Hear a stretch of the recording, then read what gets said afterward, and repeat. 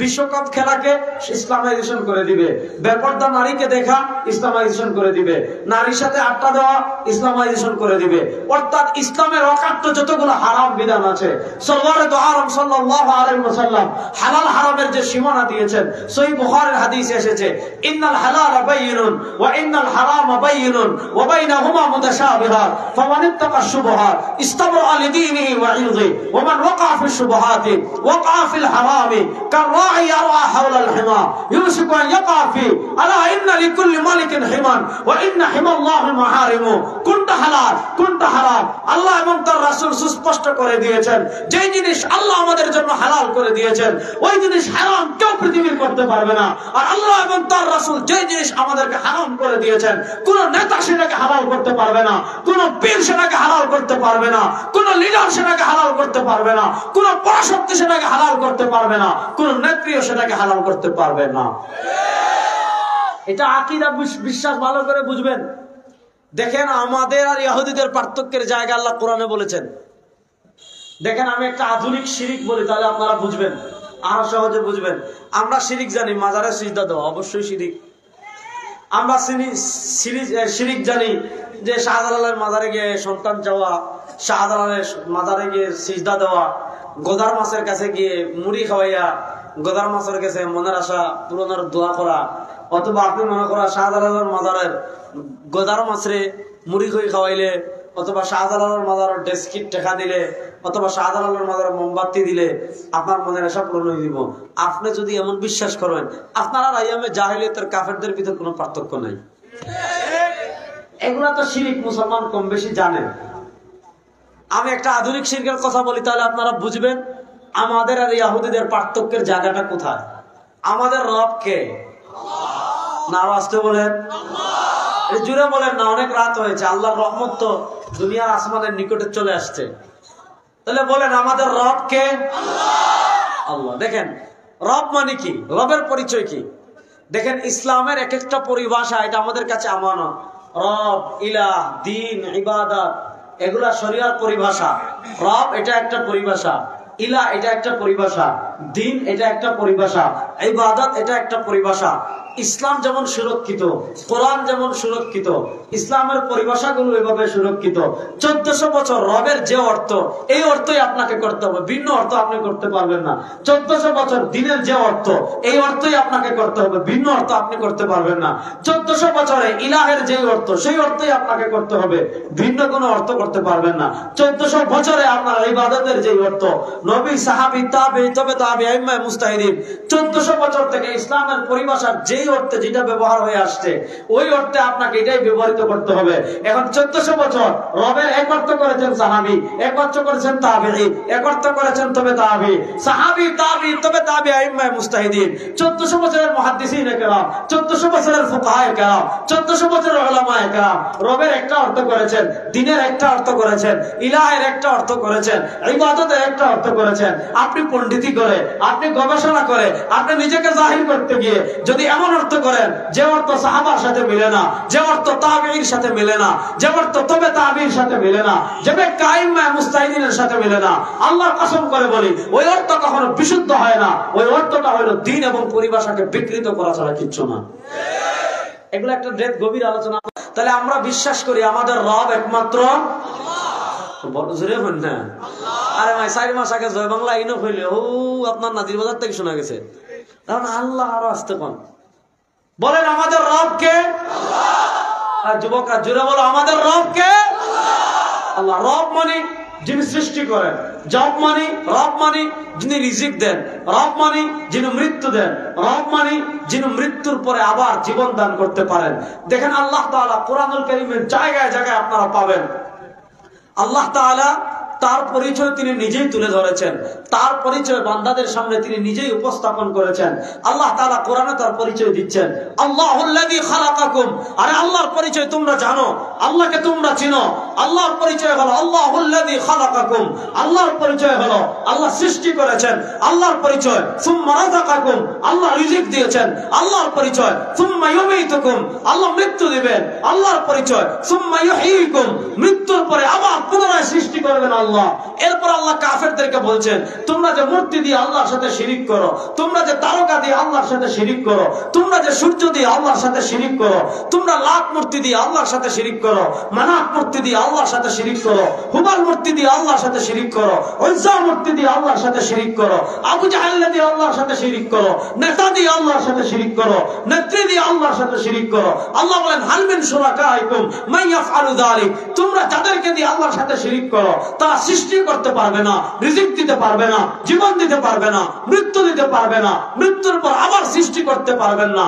যেহেতু আমাদেরকে সৃষ্টি করেছেন আল্লাহ, যেহেতু আমাদেরকে রিজিক দেন আল্লাহ, যেহেতু আমাদেরকে বাঁচিয়ে রেখেছেন আল্লাহ, যেহেতু আমাদেরকে মৃত্যু দিবেন আল্লাহ, যেহেতু আমাদেরকে মৃত্যুর পর আবার পুনরায় জীবিত করবেন আল্লাহ, এজন্য রব মূর্তি হতে পারে না, রব তারকা হতে পারে না, রব সূর্য হতে পারে না, রব নেতা হতে পারে না, রব নেত্রী হতে পারে না, রব কোন পরাশক্তি হতে পারে না। আমাদের ঈমান রব্বি আল্লাহ, আমাদের রব একমাত্র আল্লাহ। বলেন না, আমাদের রব একমাত্র আল্লাহ ছাড়া মুসলমান আর কোন রব মানে আল্লাহ ছাড়া। আপনি রব হতে চাইবেন, হাতি ভাঙ্গা দেবেন ইনশাআল্লাহ, ইনশাআল্লাহ।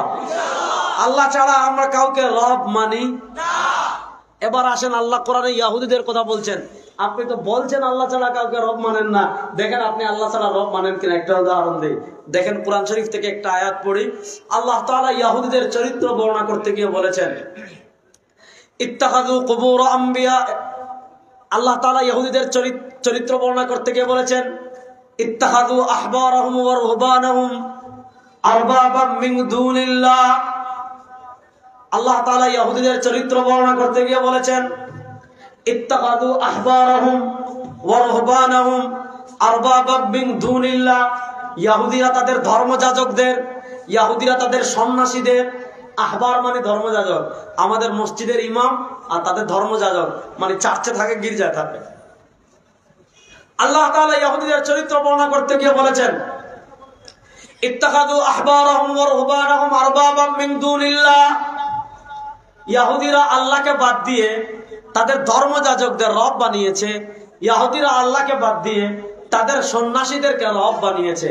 দেখেন আল্লাহ তাআলা যখন এই আয়াত নাযিল করলেন, ইহুদিরা আল্লাহ বাদ দিয়ে ধর্মযাজকদের রব বানিয়েছে, ইহুদিরা আল্লাহ বাদ দিয়ে সন্ন্যাসীদেরকে রব বানিয়েছে। এই আয়াত যখন নাযিল হলো, হযরত আদী ইবনে হাতিম রাদিয়াল্লাহু তাআলা আনহু, যিনি ইহুদিদের আলেম ছিলেন, পণ্ডিত ব্যক্তিত্ব ছিলেন, ওই যে আমরা ছোটবেলায় হাতেম তার গল্প পড়েছি, অনেক দানশীল ছিলেন। তিনি তো নবী করিম সাল্লাল্লাহু আলাইহি ওয়াসাল্লামের যুগ পাননি, নবী করিম সাল্লাল্লাহু আলাইহি ওয়াসাল্লামের আগেই তিনি ইন্তেকাল করেছেন। তার ছেলে হযরত আদী ইবনে হাতিম, তিনি মুসলমান হয়েছেন, কালেমা পড়েছেন, তিনি সাহাবী ছিলেন।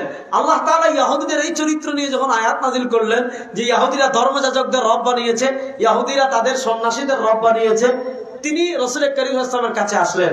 আয়েশা বলেন, ইয়া রাসূলুল্লাহ, আল্লাহ এটা কেমনে বললেন? আমরা তো এদের ইবাদত করিনি, আমরা তো এদের সিজদাও দেইনি, আমরা তো এদের ইবাদত করিনি, আমরা তো এদের সিজদা দেইনি। যেহেতু আমরা এদের ইবাদত করিনি, যেহেতু আমরা এদেরকে সিজদাও দেইনি, তাহলে এদেরকে রব বানাইলাম কেমনে? যদি আমরা ধর্মযাজকদের রব বানাতাম, যদি আমরা সন্ন্যাসীদের রব বানাতাম, আমরা তাদেরকে সিজদা দিতাম, আমরা তাদের ইবাদত করতাম, যেহেতু আমরা তাদের ইবাদত করিনি, যেহেতু আমরা তাদেরকে সিজদাও দেইনি, তাহলে আমরা তাদেরকে রব বানাইলাম কেমনে? রব তো বানাই নাই, অথচ আল্লাহ বলেন রব বানালাম। সরওয়ারে দু আলম সাল্লাল্লাহু আলাইহি ওয়াসাল্লাম জবাব দিচ্ছেন, আমা ইন্নাহুম লাম ইয়াসজুদু লাহুম। আরে শোনো, যদিও তোমরা তাদেরকে সিজদা দাও নাই, যদিও তোমরা তাদেরকে ইবাদত করো নাই, যদিও তোমরা তাদের সিজদা করো নাই, কিন্তু ইন্নাহুম ইযা আহাল্লু শাইআন হারামাল্লাহ ওয়া হারামু শাইআন আহাল্লাল্লাহ। ইন্নাহুম ইযা আহাল্লু শাইআন হারামাল্লাহ ওয়া হারামু শাইআন আহাল্লাল্লাহ। শুনেন, আমাদের ঈমান আইন দেওয়ার মালিক একমাত্র আর আস্তে পক্কা আল্লাহ। আপনারা আসেননি আমার লোকে? তাহলে বলেন তো, আইন দেওয়ার মালিক একমাত্র আল্লাহ। বলেন, আইন দেওয়ার মালিক একমাত্র আল্লাহ। ইনিল হুকমু ইল্লা লিল্লাহ। আল্লাহর আইন একটা হলো, আপনি আইন করেছেন 4 লেন হবে, রাত্রে আস্তে গাড়ি যাবেন, একটা আইন করলেন। মাদ্রাসার সামনে হর্ন বাজাবেন না, এটা একটা আইন করলেন। মাদ্রাসার ইস্তিনজা গাড়ির প্যাসেঞ্জার ব্যবহার করবেন না, একটা আইন করলেন। রাত 10টার পর বাতি জ্বালাবেন না, একটা আইন করলেন। মাদ্রাসার মাঠে গরু রাখবেন না, একটা আইন করলেন। মাদ্রাসার মাঠে গরুর হাট বসাবেন না, একটা আইন করলেন। মাদ্রাসার মাঠে গাড়ি পার্কিং করবেন না, এটা একটা আইন করলেন। এই আইনগুলো মানুষের কল্যাণার্থে আপনি করেছেন, এগুলা করেন, কোনো সমস্যা নাই। কিন্তু যে আইন আল্লাহ কোরআনে দিয়ে দিয়েছেন, যে আইন অকাট্যভাবে আল্লাহ কোরআনে দিয়ে দিয়েছেন, ওই আইন পরিবর্তন করার ক্ষমতা পৃথিবীর কারো নাই, পৃথিবীর কোন নেতার নাই, পৃথিবীর কোন রাষ্ট্রের নাই, পৃথিবীর কোন সংসদের নাই, পৃথিবীর কোন প্রধানমন্ত্রী নাই। আমরা বিশ্বাস করি আইন দেওয়ার মালিক একমাত্র আল্লাহ। যে আইন আল্লাহ দিয়েছেন ওই আইন না শেখ হাসিনা পরিবর্তন করতে পারে, না কথিত জাতির আত্মা পরিবর্তন করতে পারে। আল্লাহ যে আইন দিয়েছেন ওই আইন পরিবর্তন করার অধিকার পৃথিবীর কোন মানুষ রাখে না। ওই আইন পরিবর্তন করার অধিকার কোন মানুষ রাখে না। তাহলে ইহুদিরা রব বানাইছে কেমনে বুঝেন? ইন্নাহুম ইযা আহাল্লু শাইআন হারামাল্লাহ ওয়া হারামু শাইআন আহাল্লাল্লাহ। দেখা যাচ্ছে আল্লাহ একটা জিনিসের বিধান দিয়েছেন এটা হালাল, ধর্মযাজকরা আর সন্ন্যাসীরা বলে এটা হারাম। আল্লাহ একটা জিনিসের বিধান দিয়েছেন ওইটা হারাম, ধর্মযাজক আর সন্ত্রাসীরা বলেছে, এই সন্ন্যাসীরা বলেছে এটা হালাল। তাহলে একদিকে আল্লাহর বিধান হালাল, আরেকদিকে এদের বিধান হারাম। একদিকে আল্লাহর বিধান হারাম, আরেকদিকে সন্ন্যাসীদের বিধান হালাল। একদিকে আল্লাহর বিধান হালাল, আরেকদিকে ধর্মীয় উপাসনালয় যারা থাকে ধর্মযাজক এদের বিধান হালাল। এবার একদিকে আল্লাহর বিধান, আরেকদিকে ধর্মযাজকদের বিধান। একদিকে আল্লাহর বিধান, আরেকদিকে সন্ন্যাসীদের বিধান। এবার দেখা যাচ্ছে ইহুদিরা আল্লাহর বিধান মানে নাই, আল্লাহর বিধান না মেনে ধর্মযাজকদের বিধান মেনেছে, আল্লাহর বিধান না মেনে সন্ন্যাসীদের বিধান মেনেছে। তো আল্লাহ বলেন যেখানে আল্লাহর বিধান আছে সেখানে আল্লাহর বিধান বাদ দিয়ে তুমি ধর্মযাজকদের বিধান মেনেছো, আল্লাহর বিধান বাদ দিয়ে তুমি সন্ন্যাসীদের বিধান মেনেছো। মানে কি? তুমি আল্লাহকে বাদ দিয়ে এদেরকে রব বানাইছো। এইটা বুঝাইতে গিয়ে আল্লাহ বলেছেন ইত্তাখাযু আহবারাহুম ওয়া রুহবানাহুম আরবাবাম মিন দুনিল্লাহ। এবার বুঝেন ইহুদিরা আল্লাহর আইনের বিপরীত সন্ন্যাসীদের আইন মানার কারণে আল্লাহ বলেন এদেরকে রব বানাইছেন।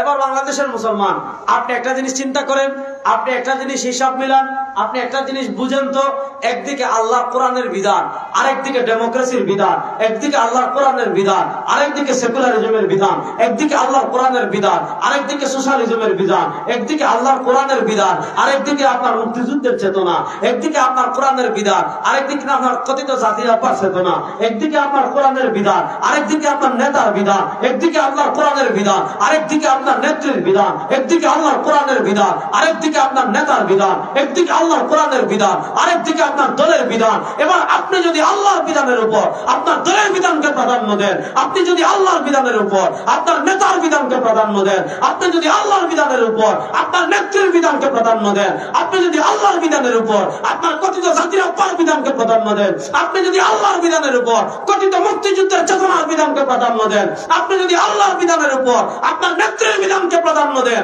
আপনার ভিতরে আর ইহুদিদের মধ্যে কোনো পার্থক্য নাই। আপনার মধ্যে আর ইহুদিদের মধ্যে কোনো পার্থক্য। দেখেন ইহুদি আর আমাদের পার্থক্যের জায়গাটা কোথায় একটা আমি বুঝাইলাম। দেখেন ইহুদি আর আমাদের পার্থক্যের আরেকটা জায়গা আমি বলি, তাহলে যুবকদের কাছে ব্যাপারটা ক্লিয়ার হবে। দেখেন আল্লাহ তাআলা আমাদের জন্য সম্মানিত যে বার করেছেন মুহাম্মদ সাল্লাল্লাহু আলাইহি ওয়াসাল্লামের উম্মতের জন্য, সরওয়ার দু আলম সাল্লাল্লাহু আলাইহি ওয়াসাল্লামের উম্মতের জন্য আল্লাহ তাআলা 7 দিনের ভিতর শ্রেষ্ঠ দিন করেছেন শুক্রবারকে। বলেন কি বারকে? সহিহ বুখারীর হাদিসে আসছে নবী করিম সাল্লাল্লাহু আলাইহি ওয়াসাল্লাম বলেন ইন্না মিন আফদালি আইয়ামিকুম ইয়াউমাল জুমআহ।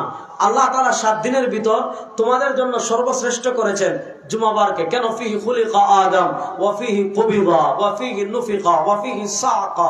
অনেকগুলো কারণ আছে। শুক্রবারে এইটা হবে, এইটা হবে, এইটা হয়েছে, এইটা হয়েছে, এইটা হয়েছে। 5টা কারণে শুক্রবারে আল্লাহ তাআলা আমাদের জন্য স্পেশাল করেছেন। আল্লাহ তাআলা শুধু শুক্রবারকে আমাদের জন্য স্পেশাল করেই ছেড়ে দেননি। আল্লাহ তাআলা আল্লাহ নবী সাল্লাল্লাহু আলাইহি ওয়াসাল্লাম হাদিসে বলেছেন ইন্না ফিল জুমআতি লাসাআ। শুক্রবারকে আল্লাহ তাআলা সম্মানিত করেই আমাদের জন্য ছেড়ে দেননি, বরং শুক্রবারে আল্লাহ তাআলা এই উম্মতে মুহাম্মদের জন্য এমন একটা সময় রেখেছেন, শুক্রবারে আল্লাহ এই উম্মতের জন্য এমন একটা মুহূর্ত রেখেছেন, এই সময় লা ইউয়াফিকুহা আবদুন ইল্লা ইয়াসআলুল্লাহ ইল্লা আ'তাহু ইয়া। শুক্রবারে আল্লাহ এমন একটা মুহূর্ত রেখেছেন, শুক্রবারে আল্লাহ আমাদের জন্য এমন একটা সময় রেখেছেন, বান্দা ওই সময় আল্লাহর কাছে যা চাইবে আল্লাহ তাকে তা দান করবে। তাহলে আমাদের জন্য সম্মানিত বার কি বার? শুক্রবার। দেখেন শুক্রবার নবী করিম আমাদেরকে বলেছেন, সহিহ বুখারীতে হাদিস এসেছে, নবী করিম সাল্লাল্লাহু আলাইহি ওয়াসাল্লাম বলেছেন আমার উম্মতেরা শুনো, আকসিরু আলাইয়া সালাতাকুম ইয়াউমাল জুমআহ ফাইন্না সালাতাকুম মা'রুদাতুন আলাইয়া আকসিরু আলাইয়া সালাতাকুম ইয়াওমাল জুমআ ফাইন্না সালাতাকুম মা'রুদাতুন আলাইয়া। সরওয়ার দু আলম সাল্লাল্লাহু আলাইহি ওয়াসাল্লাম বলেছেন, আমার উম্মত শুক্রবার যখন আসবে আমার উপর বেশি করে দরুদ পড়বে। কেন? ফাইন্না সালাতাকুম মা'রুদাতুন আলাইয়া। শুক্রবারে দয়ামিরে বসে আপনি দুরূদ শরীফ পড়েছেন, শুক্রবারে আপনি সিলেটে বসে দুরূদ শরীফ পড়েছেন, শুক্রবারে আপনি পৃথিবীর যেই প্রান্তে বসে দুরূদ শরীফ পড়বে, ওই ফেরেশতাদের একটা স্পেশাল ফোর্স আছে, ফেরেশতাদের একটা বাহিনী আছে, ওই স্পেশাল ফোর্স ফেরেশতারা শুক্রবারে পৃথিবীর যে যেই প্রান্তে নবী করিম সাল্লাল্লাহু আলাইহি ওয়াসাল্লামের নামে দুরূদ পড়বে, ফেরেশতারা ওই দুরূদ নিয়ে নবীর সোনার মদিনার রওজা আকদাসে পৌঁছাই দেন। সুবহানাল্লাহটা বলে বড় কিপটামি করলেন। তাহলে আমাদের জন্য স্পেশাল বার কি বার? আরেকটা বলি, তার অনেক বিষয় আছে, আরেকটা বিষয় বলি। দেখেন, পৃথিবীর ইতিহাসের, পৃথিবীর সৃষ্টির শুরু থেকে নিয়ে কিয়ামত পর্যন্ত পৃথিবীর ইতিহাসের সবচেয়ে বড় ফিতনা হবে দাজ্জালের ফিতনা। সবচেয়ে বড় ফিতনা হবে কিসের ফিতনা? দাজ্জালের ফিতনা। নবী করিম সাল্লাল্লাহু আলাইহি ওয়াসাল্লাম হাদিসে বলেছেন, মা মিন নবিয়্যিন ইল্লা ওয়াকাদ আনযারা কওমাহুল আ'ওয়ার আদ-দাজ্জাল, মা মিন নবিয়্যিন ইল্লা ওয়াকাদ আনযারা কওমাহুল আ'ওয়ার আদ-দাজ্জাল। আল্লাহ দুনিয়াতে যত নবী পাঠিয়েছেন, আল্লাহ দুনিয়াতে যত রাসূল পাঠিয়েছেন, সব নবী সব রাসূল ইল্লা ওয়াকাদ আনযারা কওমাহুল আ'ওয়ার আদ-দাজ্জাল, সব নবী সব রাসূল তার উম্মতকে কানা দাজ্জালের ফিতনা সম্পর্কে সতর্ক করেছেন। সরওয়ার দু আলম বলেন, ইন্নাহু আ'ওয়ার, আমার উম্মত শুনো, কানা দাজ্জালের এক চোখ হবে কানা, দাজ্জালের ডান চোখ হবে কানা। ওয়া ইন্না রাব্বাকুম লাইসা বিআ'ওয়ার, শুনেন আমাদের আল্লাহ কি কানা? মাতুন না দেখি, আমাদের আল্লাহ কি কানা? না, দাজ্জালের এক চোখ হবে কানা আর আমাদের আল্লাহ কানা না। নবী করিম সাল্লাল্লাহু আলাইহি ওয়াসাল্লাম বলেছেন, ইয়াখরুজু আনা ফীকুম, আমি দুনিয়াতে থাকা অবস্থায় যদি দাজ্জাল চলে আসে ফা আনা হাজিজ, তোদের চিন্তা করতে হবে না, তোদের হয়ে আমি দাজ্জালের মোকাবেলা করব। ওয়া ইল্লা, আর আমি দুনিয়া থেকে চলে যাওয়ার পর যদি দাজ্জাল আসে, ফাকুল্লু মুরইন মুসলিম হাজিজুন লিআনফুসিকুম, তাহলে প্রত্যেক মুসলমান দাজ্জালের ফিতনা থেকে তোমরা ঈমানকে রক্ষা করবে, দাজ্জালের ফিতনা থেকে ইসলামকে রক্ষা করবে।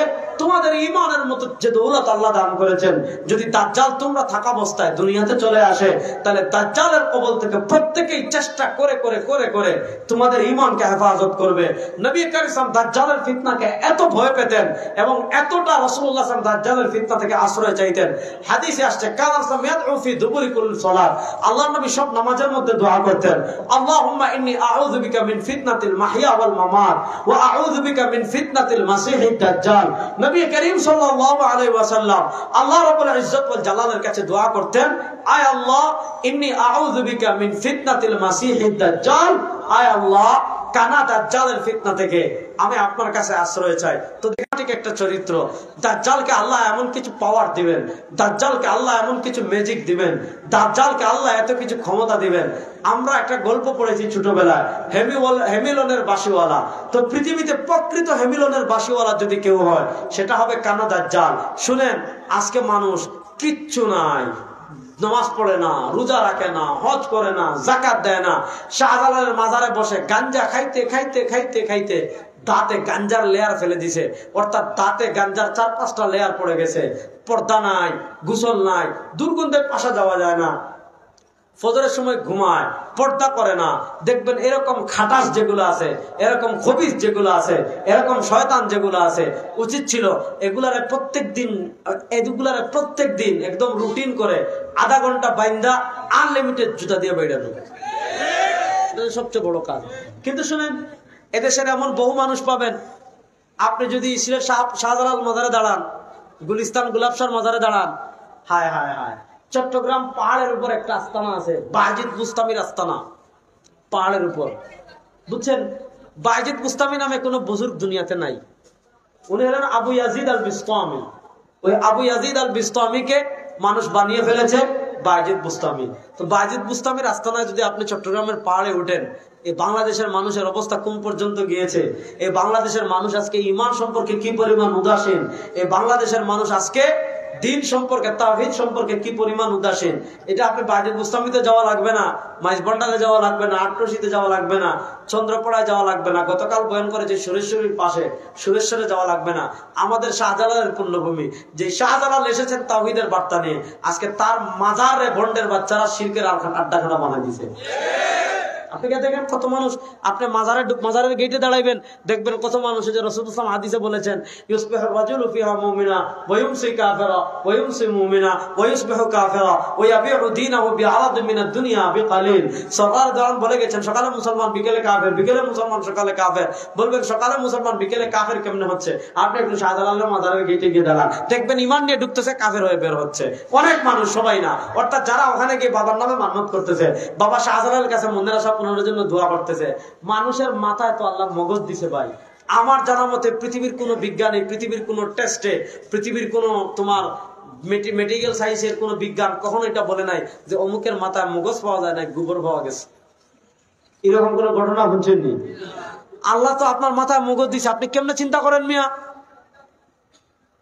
আপনি একটু চিন্তা করেন, আপনি শাহজালালের মাজারের গজারে আপনি খই দিরা মনের আশা পূরণের লাগে ইয়েতে গেলে, এখানে তো গজার মাছ হাতায়, সিলেটের গজার মাছ কত বড় হয়ে গেছেন, ঘৃণা লাগে দেখতে, বুড়া হইতে হইতে, ওগুর গাছ শেওলা লাগে, আনিয়া মেটিয়ে ফেটো লাগা বাচ্চা হইতো। কথা বুঝতে পারি নাই। এই যে এত মাদ্রাসা, এত হুজুর, এত ওয়াজ বলতেছে এটা শিরিক, এটা শিরিক, এটা কইরেন না, এটা যাইয়েন না। মানুষ আমাদের ফতোয়া মানে, দেখবেন BMW দৌড়িয়ে, দেখবেন মার্সিডিজ দৌড়িয়ে, দেখবেন ল্যান্ড ক্রুজার দৌড়িয়ে গুলিস্তান থামে, শাহজালালের মাজারে থামে, গোলাপ সাথে থামে, তাইবা বাবারে ভক্তি দিয়ে, বাবারে ভক্তি দিয়ে, বাবার ওখানে মোমবাতি দিয়ে, মনের আশা পূরণের জন্য মুড়ি খই দিয়া যা। তো দেখেন এদের কিচ্ছু নাই, কিছুই দেখাতে পারে না রে ভাই। গাঞ্জা খায়, আরে ল্যাংটা থাকে। চাঁদপুরে গিয়ে দেখলাম ল্যাংটা বাবার রাস্তা না, বাবা 11 মাস ল্যাংটা থাকে। আর যেদিন মহান আপাক গজব শরীফ ওই 3 দিন ব্যাপী, মুরিদরা সারা দেশ থেকে, বড় বড় নদীর ঠিক মাছ থেকে বুদলে করে পানি নিয়ে আসে। তারপরে একদিন বাবারে ভালো করে সবাই গোসল করায়, এরপর ওই পানির বরকত মনে করে নিলাম দিয়ে সবাই লইয়া যায়। আমারে প্রশ্ন পাঠাইছে হযরত ফতোয়া কিটা? আমি কইছি এটা খাওয়া থেকে মুদ খাইলি, ওটা তখন আরো ভালো। কিরা করেন এটা খাবার চেয়ে তো কষ্ট করে মুদ খাইলাম, যাও তাও মনে করলা খাইছো, যাও। আমি আপনাদেরকে যে জিনিসটা বুঝাতে চাচ্ছি বুঝেন, যেখানে কোরআন আছে, হাদিস আছে, তাবলীগ আছে, মাদ্রাসা আছে, এত আছে, প্রত্যেক দিন হুজুররা বলতেছেন এবার এগুলা ভণ্ডদের কাছে যাইয়েন না, এখানে যাওয়ার শিরিক, এটা করেন না। মানুষ কথা শুনে না, আমাদেরকে বুঝতে চায় না, বলে হুজুর শুনেন এটা হলো মারেফত, আপনি বুঝবেন না। এটা কি মারেফত? যাক আজকে হাকিকত শরীয়ত মারেফত, এটা আজকে আমার টপিক নাই, জন্য ওইদিকে গেলাম না। তো দেখেন এদের কোনো ম্যাজিকও নাই, এদের কোনো আলাদা বৈশিষ্ট্যও নাই, এদের কোনো পাওয়ারও নাই, এরা কিছুই নাই। তারা বলে ভাই বাবার কিছু না থাকুক, বাবার কিন্তু মারেফত আছে। ওই মারেফতের উসিলায় কত মানুষ ঈমান হারাচ্ছে। আর দাজ্জালকে আল্লাহ এমন কিছু ক্যারিশমাটিক ব্যক্তিত্ব দিবেন। হাদিস হযরত নওয়াস ইবনে সামআন রাদিয়াল্লাহু তাআলা হাদিস, যুবকরা ভালো করে শুনেন, দাজ্জালের ফিতনা কত ভয়াবহ এগিয়ে আসছে, ভালো করে শুনেন। নবী করিম সাল্লাল্লাহু আলাইহি ওয়াসাল্লাম হযরত নওয়াস ইবনে সামআনের হাদিস সুনান ইবনে মাজাতে আসছে, ইমাম হাইসামি মাজমুউজ যাওয়াইদ এনেছেন। নবী করিম সাল্লাল্লাহু আলাইহি ওয়াসাল্লাম বলেছেন ইয়ামকুসু ফিল আরদি 40 ইয়াওমুন কাসানাতিন ইয়াওমুন কাশাহরিন ইয়াওমুন কাজুমআতিন ওয়া বাকিল আইয়ামি কাআইয়ামিহা। দাজ্জাল এসে মাত্র 40 দিন থাকবে। প্রথম দিনকে আল্লাহ দীর্ঘ করে দিবেন 1 বছরের সমান, দ্বিতীয় দিনকে আল্লাহ দীর্ঘ করে দিবেন 1 মাসের সমান, তৃতীয় দিনকে আল্লাহ দীর্ঘ করে দিবেন 1 সপ্তাহ সমান, আর বাকি 37 দিন আমাদের সাধারণ দিনের মতো হবে। এই 40 দিনে দাজ্জালকে এমন কারিশমা দিবেন, তার সাথে জান্নাত থাকবে, তার সাথে জাহান্নাম থাকবে, সে জীবিত মানুষকে হত্যা করবে। হাদিসে আসছে এক এলাকায় আসবে, আশা বলবে আরে কিসের খুদারে খুঁজো, কিসের নেতা খুঁজো, আনা রাব্বুকুমুল আ'লা, আমিই তো খুদা। মানুষ বলবে তুমি খারাপ মেয়ে, তুমি খুদা হওয়ার আর কিছু পাও না। তখন দাজ্জাল কি করবে? ফাআখাযা রাজুলান ওয়া শাক্কা ওয়া কাতালা ওয়া শাক্কা শিক্কাইনি। দাজ্জাল একটা তাগড়া যুবককে ধরবে, হত্যা করবে, করাত দিয়ে কেটে 2 টুকরা করবে। করাত দিয়ে কেটে 2 টুকরা করার পর এক টুকরা এই পাশে ফেলে রাখবে, আরেক টুকরা ওই পাশে ফেলে রাখবে, 2 টুকরা 2 পাশে। শেষ মানুষ তাকে ঘেরাও করবে, এই দয়াবের মানুষ শুনছো রে, ও এখানে একজন লোক একজন মানুষের হত্যা করে করাত দিয়ে কেটে 2 টুকরা করে ফেলছে। হাজার হাজার লক্ষ মানুষ জমা হয়ে যাবে। যখন জমা হবে দাজ্জাল ডাক দিবে, ইয়া ফুলান ইবনে ফুলান। ওই যে যারা টুকরা করছে 2 টুকরা, তার নাম আর তার বাবার নাম ধরে ডাক দিব, হয় অমুকের ফুয়া অমুক, ওবা ইয়া ফুলান ইবনে ফুলান, কম হয় অমুকের ফুয়া অমুক, ওবা ওই টুকরা ওই দিক থেকে আইব, ওই টুকরা ওই দিক থেকে আইব, বুঝছেন না?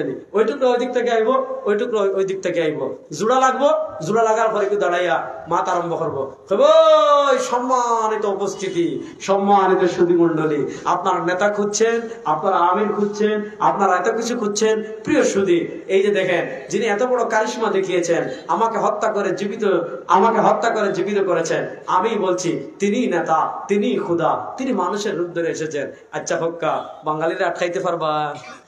তোমার দেখানি ম্যাডাম, জিতা মানুষ, মরা মানুষ জিতা করলিছে।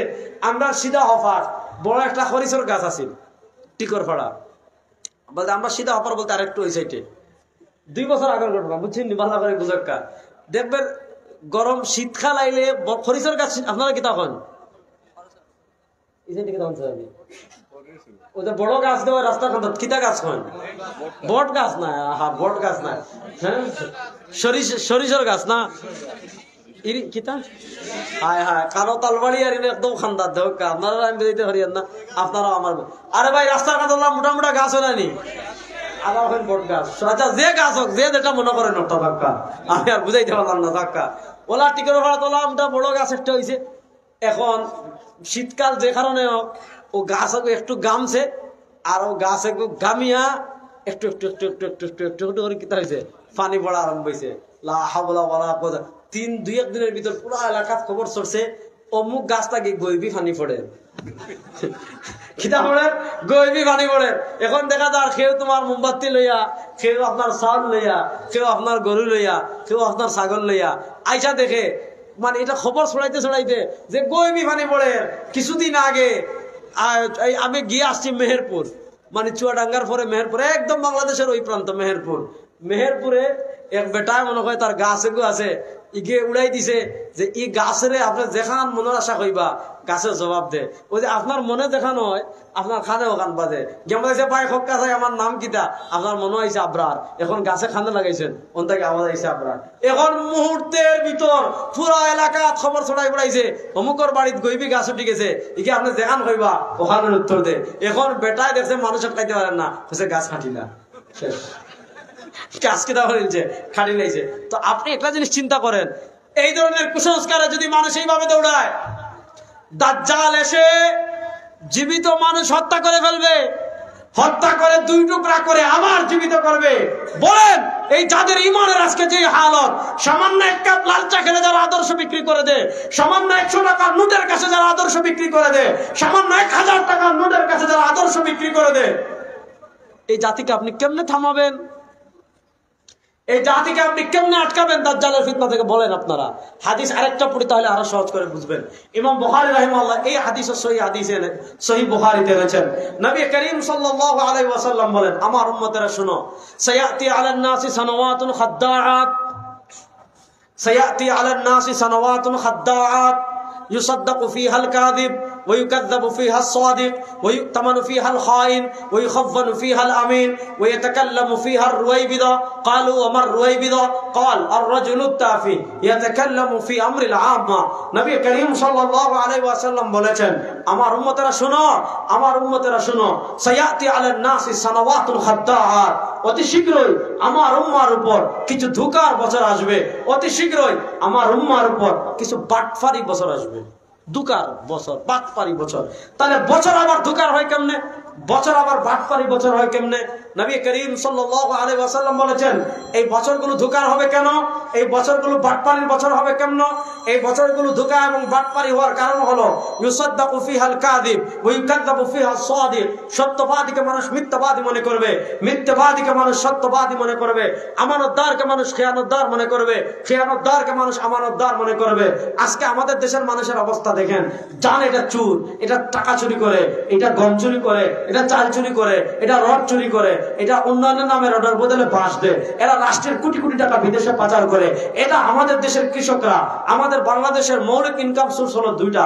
আমাদের রাষ্ট্রের অর্থনীতির, আমাদের রাষ্ট্রের ইকোনমির ভিত্তি দাঁড়িয়ে আছে, একটা হলো প্রবাসীদের রেমিটেন্স, আর আরেকটা হলো পোশাক, মানে শিল্প বিপ্লব। যেটা দেখেন আমাদের রাষ্ট্রের ইনকামের সবচেয়ে বড় সোর্স হলো রেমিটেন্স।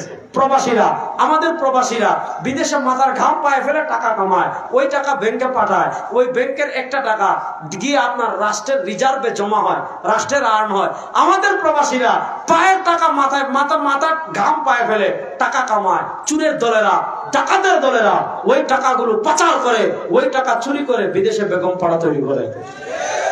আছে না নাই?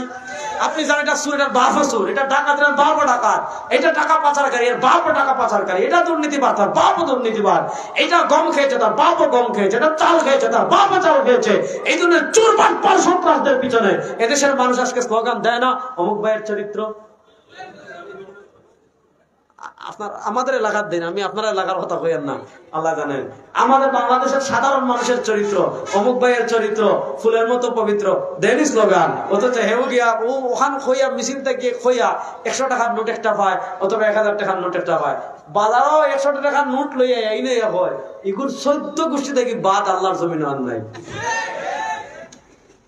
আপনি দেখেন রাসূলুল্লাহ 1400 বছর আগে হাদিস বলে গিয়েছেন, আপনি 1400 বছর পরে হাদিস গবেষণা করেন, দেখবেন মনে হবে যে আমাদের বাংলাদেশের মানুষের লাগে মনে নবী হইয়া গেছেন। ইউসাদ্দাকু ফিহাল কাযিব, মিথ্যাবাদীকে মানুষ সত্যবাদী মনে করবে, সত্যবাদীকে মানুষ মিথ্যাবাদী মনে করবে, আমানতদারকে মানুষ খেয়ানতদার মনে করবে, খেয়ানতদারকে মানুষ আমানতদার মনে করবে।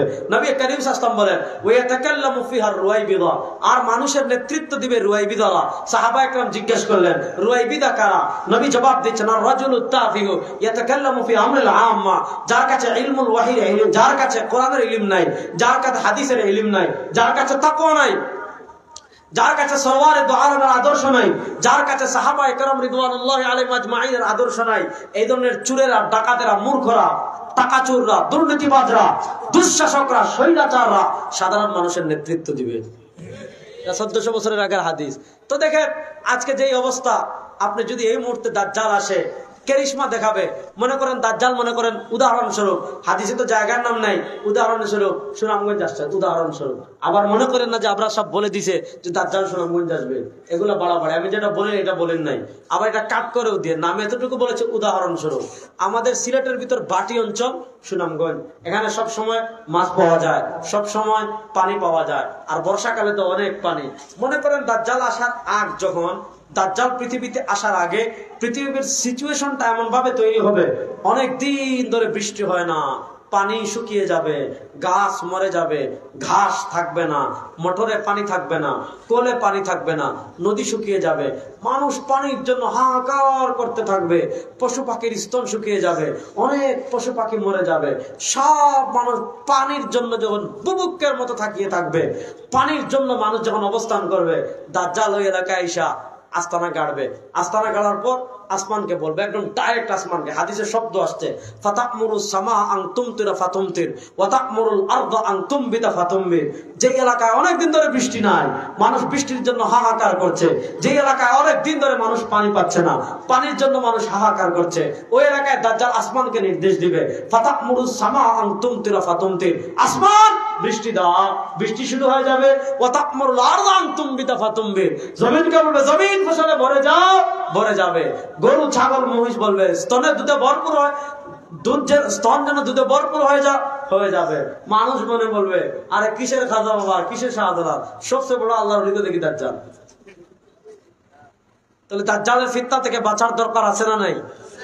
আল্লাহ তাআলা দাজ্জালের ফিতনা থেকে বাঁচার জন্য আরো অনেক কথা আছে দাজ্জাল নিয়ে, আমি ওগুলা বলবো না, ওই একটু আলোচনা আসছে, তাও লম্বা হয়ে গিয়েছে। দাজ্জালের ফিতনা থেকে বাঁচার স্পেশাল আমল নবী করিম সাল্লাল্লাহু আলাইহি ওয়াসাল্লাম আমাদেরকে দিয়েছেন। ইমাম তাবারানী এনেছেন, ইমাম হাইসামি এনেছেন, ইমাম মুনজিরি এনেছেন, ইমাম ইবনে কাসির তাফসীর ইবনে কাসির এনেছেন, আরো অসংখ্য কিতাবে হাদিসটা এসেছে। নবী করিম সাল্লাল্লাহু আলাইহি ওয়াসাল্লাম বলেন মান ক্বারা সূরাতাল কাহফ ইয়াউমাল জুমআহ উসিমা মিনাল ফিতনাতি ওয়া ইন খারাজাত দাজ্জাল।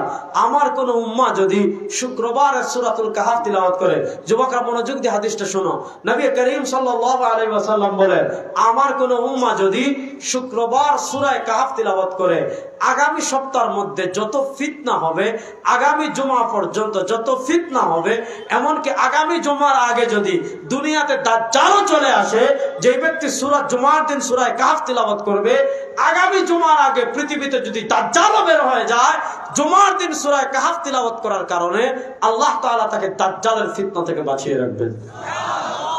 এই জুমাবারে সূরা কাহফ কারা কারা পড়বেন দেখি একটু হাত তুলে তো। আল্লাহ আমাদের সবাইকে সূরা কাহফ পড়ার তিলাওয়াত তৌফিক দান করুন। তাহলে বলেন আল্লাহ তাআলা আলোচনা যেখান থেকে গেছিল ওখানে আবার যাই। আল্লাহ তাআলা আমাদের জন্য সম্মানিত করেছেন কি বারকে? মূল কথা তো ভাব দিচ্ছেন। আল্লাহ তাআলা আমাদের জন্য স্পেশালি সম্মানিত করেছেন কি বারকে? আর ইহুদিদের জন্য সম্মানিত বার রবিবার। হযরত আব্দুল্লাহ ইবনে সালাম রাদিয়াল্লাহু তাআলা যখন মুসলমান হলেন, তিনি তো ইহুদিদের আলেম ছিলেন, তিনি তো ইহুদিদের পণ্ডিত ব্যক্তিত্ব ছিলেন। হযরত আব্দুল্লাহ ইবনে সালাম রাদিয়াল্লাহু তাআলা যখন মুসলমান হলেন, আব্দুল্লাহ ইবনে সালাম রাদিয়াল্লাহু তাআলা মুসলমান হওয়ার পর শুক্রবারকে তিনি 100 সম্মান করেন, শুক্রবারকে তিনি 100 মর্যাদাশীল মনে করেন। শুক্রবার নিয়ে তার কোনো প্রশ্ন নাই, শুক্রবারের মর্যাদা নিয়ে তার কোনো আপত্তি নাই, শুক্রবারের আমল নিয়ে তার কোনো আপত্তি নাই। কিন্তু যেহেতু তিনি আগে ইহুদি ছিলেন, রবিবার তার ধর্মে আগের ধর্মে সম্মানিত ছিল, এজন্য শুক্রবারকে সম্মানিত মনে করার পর রবিবারের প্রতি তার অন্তরের ওই কোণে একটা টান রয়ে গিয়েছে। আমাদের ধর্মে উটের গোশত খাওয়া হালাল, তাদের ধর্মে হালাল ছিল না। তিনি মুসলমান হওয়ার পর উটের গোশতকে হালাল মনে করেন, কিন্তু আগের ধর্মে যেহেতু খেত না এজন্য তিনিও খেতেন না। দেখেন আল্লাহ তাআলা এই ঘটনার প্রেক্ষিতে হযরত আব্দুল্লাহ ইবনে সালাম রাদিয়াল্লাহু তাআলা আনহুর ওই যে রবিবারের প্রতি একটা টান রয়ে গিয়েছে অন্তরে, ওটার কারণে আল্লাহ তাআলা কোরআনে আয়াত নাযিল করে দিয়েছেন, ইয়া আইয়ুহাল্লাযীনা আমানু দুখুলু ফিস-সিলমি কাফা। ও ঈমানদাররা, যখন ইসলামে প্রবেশ করবা পরিপূর্ণভাবে প্রবেশ করবা। ইসলামে প্রবেশ করার পর কোন মুসলমানকে ইসলামের বাইরে যাওয়ার কোনো সুযোগ নেই। ওয়ালা তাত্তাবিউ খুতুওয়াতিশ শাইতান, ওয়ালা তাত্তাবিউ খুতুওয়াতিশ শাইতান। জীবনের কোন ক্ষেত্রে শয়তানকে অনুসরণ করা যাবে না। দেখেন ইহুদি আর আমাদের আমাদের মধ্যে পার্থক্যের জায়গাটা কোথায়? ওই ইহুদি আর আমাদের পার্থক্যের সীমারেখাটা আমি বুঝেছিলাম। ইহুদিরা কি করত? মতের পক্ষে আসলে ধর্ম মানত, দলের পক্ষে আসলে ধর্ম মানত, যুক্তির পক্ষে আসলে ধর্ম মানত, মতের বিপক্ষে গেলে ধর্ম মানত না, যুক্তির বিপক্ষে গেলে ধর্ম মানত না, দলের বিপক্ষে গেলে ধর্ম মানত না, গোত্রের বিপক্ষে গেলে ধর্ম মানত না। আল্লাহ তাআলা ইহুদিদেরকে উদ্দেশ্য করে বলেছেন, আতাকফুরুনা বিবাযিল কিতাব আফাতুমিনুনা বিবাযিল কিতাব ওয়া তাকফুরুনা বিবায। আরে তোমরা কি কিছু বিশ্বাস করো, কিছু অবিশ্বাস করো? তাহলে মতের পক্ষে আসলে ধর্ম মানা, মতের বিপক্ষে গেলে ধর্ম না মানা, দলের পক্ষে আসলে ধর্ম মানা, দলের বিপক্ষে গেলে ধর্ম না মানা, নেতার পক্ষে আসলে ধর্ম মানা, নেতার বিপক্ষে গেলে ধর্ম না মানা, নেত্রীর পক্ষে আসলে ধর্ম মানা, নেত্রীর বিপক্ষে গেলে ধর্ম না মানা, আপনার আদর্শের পক্ষে আসলে ধর্ম মানা, আপনার আদর্শের বিরুদ্ধে গেলে ধর্ম না মানা, আপনার স্বার্থের পক্ষে আসলে ধর্ম মানা, আপনার স্বার্থের বিপক্ষে গেলে ধর্ম না মানা। এটা মুসলমানদের চরিত্র না, এটা ইহুদি এবং খ্রিস্টানদের চরিত্র। আর মুসলমানদের চরিত্র কি? জীবনের সব ক্ষেত্রে ইসলাম মানতে হবে, জীবনের কোন ক্ষেত্রে ইসলামের বাইরে যাওয়ার কোনো সুযোগ নাই। দেখেন ইসলাম এমন একটা ধর্ম, আপনি হাঁটবেন কেমনে ইসলাম শিখিয়েছে, আপনি ঘুমাবেন কেমনে ইসলাম শিখিয়েছে, আপনি খাবেন কেমনে ইসলাম শিখিয়েছে, আপনি কথা বলবেন কিভাবে ইসলাম শিখিয়েছে, আপনি বাথরুমে যাবেন কিভাবে ইসলাম শিখিয়েছে, আপনি ব্যবসা করবেন কেমনে ইসলাম শিখিয়েছে, আপনি তেজ্য সম্পত্তি বন্টন করবেন কেমনে ইসলাম শিখিয়েছে, আপনি পাড়া প্রতিবেশীর সাথে আচরণ করবেন কেমনে ইসলাম শিখিয়েছে, আপনি রাজনীতি করবেন কেমনে ইসলাম শিখিয়েছে, আপনি তাবলীগ করবেন কেমনে ইসলাম শিখিয়েছে, আপনি রাষ্ট্র পরিচালনা করবেন কেমনে ইসলাম শিখিয়েছে, আপনি সংসদ চালাবেন কেমনে ইসলাম শিখিয়েছে, আপনি বিচার করবেন কেমনে ইসলাম চালিয়ে শিখিয়েছে, আপনি রাষ্ট্র পরিচালনা করবেন কেমনে ইসলাম শিখিয়েছে, আপনি অর্থনীতি পরিচালনা করবেন কেমনে ইসলাম শিখিয়েছে, আপনি সিটি কর্পোরেশন চালাবেন কেমনে ইসলাম শিখিয়েছে, ইউনিয়ন পরিষদ চালাবেন কেমনে ইসলাম শিখিয়েছে, উপজেলা চালাবেন কেমনে ইসলাম শিখিয়েছে। ইসলামের বাইরে কিছু আছে? আমি বলেছিলাম এই যুগে আমাদের কে কয় আছে বাইরে বইতে যাচ্ছে, মাঠে না বেড়ে রইল। ইসলাম পরিপূর্ণ জীবন বিধান। বলেন ইসলাম পরিপূর্ণ। আমার ঘুমে দিল্লিছেন এরামে গেছেন, তাহলে বলেন ইসলাম পরিপূর্ণ। ইসলামের সবকিছু আছে। এ যুগের ইহুদি খ্রিস্টানদের সবচেয়ে বড় আক্রমণের জায়গা কোনটা? হযরত শেখুল ইসলাম জাস্টিস তাকি উসমানী হাফিজাহুল্লাহ, আমাদের বরেণ্য আকাবির হাকিমুল উম্মত মুজাদ্দিদে দ্বীন ও মিল্লাত আল্লামা আশরাফ আলী থানভী রাহিমাহুল্লাহ রাজনৈতিক দৃষ্টিভঙ্গি নিয়ে একটা বই লিখেছেন, যে বইয়ের নাম হলো হাকিমুল উম্মত কে সিয়াসি আফকার। আবার মাওলানা সৈয়দ আবুল হাসান নদভী রাহিমাহুল্লাহর একটা কিতাব আছে আসরে হাজির মে দিন কে তাফহিম ও তাশরীহ। এগুলো আমাদের মাদ্রাসার সকল তালিবুল ইলমদের পড়া দরকার। তো দেখেন খ্রিস্টানদের একটা চিন্তা ছিল তাদের ধর্ম যেমন আংশিক, তাদের ধর্মটা শুধু গির্জার ভিতরে, গির্জার বাহিরে তাদের ধর্ম নাই। তাদের মৌলিক স্লোগানই ছিল রাষ্ট্র থাকবে আলাদা, ধর্ম থাকবে আলাদা। আপনি ধর্মের সব বিধান গির্জায় মানবেন, ধর্মের সকল আহকামাদি গির্জায় মানবেন। আপনি নিজে ধর্ম মানতে চাচ্ছেন, গির্জায় যান। আপনার ফ্যামিলি নিয়ে ধর্ম মানতে চাচ্ছেন, গির্জায় যান। আপনার জীবনের সব ক্ষেত্রে ধর্ম মানতে চাচ্ছেন, গির্জায় যান। অর্থাৎ তাদের কাছে গির্জা আলাদা, রাষ্ট্র আলাদা।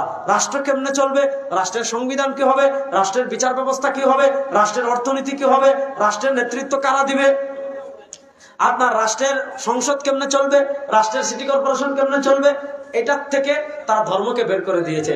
আপনি ধর্ম গির্জায় রাখতে চান। তো এই যুগে মুফাক্কির ইসলাম মাওলানা সৈয়দ আবুল হাসান নদভী রাহিমাহুল্লাহ, হাকিমুল উম্মত, মুজাদ্দিদে দ্বীন ও মিল্লাত আল্লামা আশরাফ আলী থানভী রাহিমাহুল্লাহ, হযরত শেখুল ইসলাম জাস্টিস মুফতি মুহাম্মদ তাকি উসমানী হাফিজাহুল্লাহ, উনারা লিখেছেন এই যুগে মুসলমানদের সবচেয়ে পরাজয়ের জায়গা হলো বুদ্ধিবৃত্তিক পরাজয়। অস্ত্রের যুদ্ধে তারা আগেও আমাদের সাথে পারে নাই, এখনো পারছে না, কিন্তু ওই যে বুদ্ধিবৃত্তিক পরাজয়ের জায়গাটা তারা ধর্মকে রাষ্ট্র থেকে আলাদা করে ফেলেছে। আর ওই চিন্তাটা আমাদের ভিতর পুশ করে দিয়েছে যে ধর্ম এটা মসজিদে থাকবে, ধর্ম এটা মাদ্রাসায় থাকবে, ধর্ম এটা খানকায় থাকবে, ধর্ম এটা মাজারে থাকবে।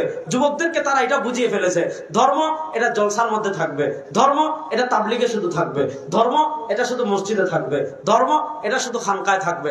রাজনীতিতে ধর্ম লাগবে না, অর্থনীতিতে ধর্ম লাগবে না, বিচার ব্যবস্থায় ধর্ম লাগবে না, সংবিধানে ধর্ম লাগবে না, রাষ্ট্র পরিচালনায় ধর্ম লাগবে না। শুনেন, এই চিন্তাটা মুসলমানদের চিন্তা না, এই চিন্তাটা খ্রিস্টানদের চিন্তা। মুসলমানদের চিন্তা হলো ঘর থেকে নিয়ে রাষ্ট্র, সব জায়গায় ধর্ম লাগবে। বলেন, ঘর থেকে নিয়ে রাষ্ট্র সব জায়গায়। আপনি রাষ্ট্র পরিচালনা করতে হবে ধর্মের আলোকে, সংবিধান লিখতে হবে ধর্মের আলোকে, সংসদ সাজাতে হবে ধর্মের আলোকে, বিচার করতে হবে ধর্মের আলোকে।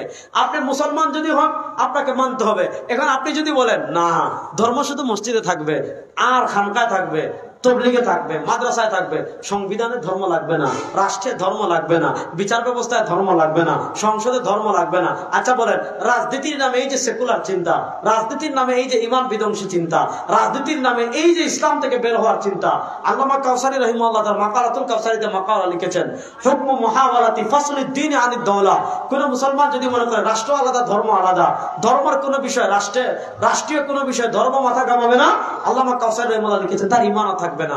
আজকে এই যে ফিকরি ইরতিদাদ, আজকে এই যে চিন্তাগত ইরতিদাদ, আজকে এই যে চিন্তাগত নাস্তিকতা, আজকে এই চিন্তাগত শিরক, আজকে এই চিন্তাগত কুফর দিয়ে আমাদের মুসলমান যুবকদের তারা যতটা না সংস্কৃতি দিয়ে আগ্রাসন করেছে, তারা যতটা না তরবারি দিয়ে আগ্রাসন চালিয়েছে, এর চেয়ে বেশি আগ্রাসন যেটা চালিয়েছে সেটা হলো বুদ্ধিবৃত্তিক আগ্রাসন। অর্থাৎ বুদ্ধিবৃত্তিক ভাবে তাদের চিন্তা কিছু শিরক ঢুকানো, তাদের চিন্তা কিছু কুফর ঢুকানো, তাদের চিন্তা কিছু কোরআন বিরোধী জিনিস ঢুকানো, তাদের চিন্তা কিছু হাদিস বিরোধী জিনিস ঢুকানো চক্রান্ত করছে। এজন্য এই ফিতনার যুগে, এই ফাসাদের যুগে আমাদের মুসলমান যুবক যারা আছেন, আমাদের মুসলমান তরুণ যারা আছেন, তাদেরকে একটা হাদিস বলে আমি শেষ করছি। হাদিসটা শুনেন, এই ফিতনার যুগে নিজের আমলের হেফাজতের জন্য, এই ফিতনার যুগে নিজের ঈমানের হেফাজতের জন্য বেশি বেশি করে আলেমদের সুহবতে যাবেন, বেশি বেশি করে আলেমদের খানকায় যাবেন, বেশি বেশি করে আলেমদের কাছে বসবেন। নবী করিম সাল্লাল্লাহু আলাইহি ওয়াসাল্লাম বলেন, মাসালুল জালিসিস সালিহ, ইমাম বাইহাকি রাহিমাহুল্লাহ হাদিস এনেছেন, নবী করিম সাল্লাল্লাহু আলাইহি ওয়াসাল্লাম বলেন, মাসালুল জালিসিস সালিহ কামাসালি সাহিবিল মিসকি ইল্লাম তুসিবকা মিনহু শাই আসাবাকা মির রিহি। আলেমদের মজলিসে বসা, আল্লাহ ওয়ালাদের মজলিসে বসা, আল্লাহর নেক মজলিসে বসা, আল্লাহ ওয়ালাদের সাথে জুড়ে থাকা, এটার উপমা কামাসালি সাহিবিল মিসকি, আতর ওয়ালার মতো। আপনি খবর পেলেন দয়ামির বাজারে এক ব্যক্তি আতর বিক্রি করে, দুনিয়ার সবচেয়ে দামি দামি আতর। আপনি খবর পেলেন দয়ামির বাজারে এক ব্যক্তি পারফিউম বিক্রি করে, দুনিয়ার সবচেয়ে দামি দামি পারফিউম। আপনি তার দোকানে গিয়েছেন, বলেছেন ভাই আমাকে একটু আতর লাগিয়ে দাও, বলেছেন আমাকে একটু পারফিউম লাগিয়ে দাও। সে যদি আপনাকে আতর লাগিয়ে নাও দেয়, সে যদি আপনাকে পারফিউম লাগিয়ে নাও দেয়, আপনি যখন আতরের দোকানে ঢুকবেন, আপনি যখন পারফিউমের দোকানে ঢুকবেন, আসাবাকা মির রিহি, আপনার নাকে এসে আতরের ঘ্রাণ লাগবে, আপনার নাকে এসে পারফিউমের ঘ্রাণ লাগবে। আতরের ঘ্রাণ যখন নাকে লাগবে, পারফিউমের ঘ্রাণ যখন নাকে লাগবে, ভালো লাগবে কি লাগবে না? ভালো লাগবে। এটা হলো আলেমদের সোহবত, এটা হলো নেক মানুষের সোহবত। আপনি আলেমদের সোহবতে যাবেন, তাদের উপর পারফিউমের মতো আপনি তাদের সোহবতে যাবেন, তাদের ঘ্রাণে আল্লাহ তাআলা আপনাকে গুনাহ থেকে বাঁচিয়ে রাখবেন। আর দুনিয়ার সব বাতিল ফিরকা একটাই চায় যে জনসাধারণকে আলেমদের থেকে বিচ্ছিন্ন করে দাও, কারণ আলেমরা হলেন শিকড়, কোরআন আসছে আলেমদের মাধ্যমে, দিন আসছে আলেমদের মাধ্যমে, শরিয়া আসছে ইসলামের আলেমদের মাধ্যমে, তোমার হাদিস আসছে আলেমদের মাধ্যমে, সুন্নাহ আসছে আলেমদের মাধ্যমে। এখন তারা চায় আওয়ামকে আলেমদের থেকে বিচ্ছিন্ন করে দেওয়া। আল্লাহ তাআলা আমাদের যুবক যারা আছেন শুনেন, আলেম হওয়ার মানদণ্ড ফেসবুক না, আলেম হওয়ার মানদণ্ড ইউটিউব না, আলেম হওয়ার মানদণ্ড ভিউ না।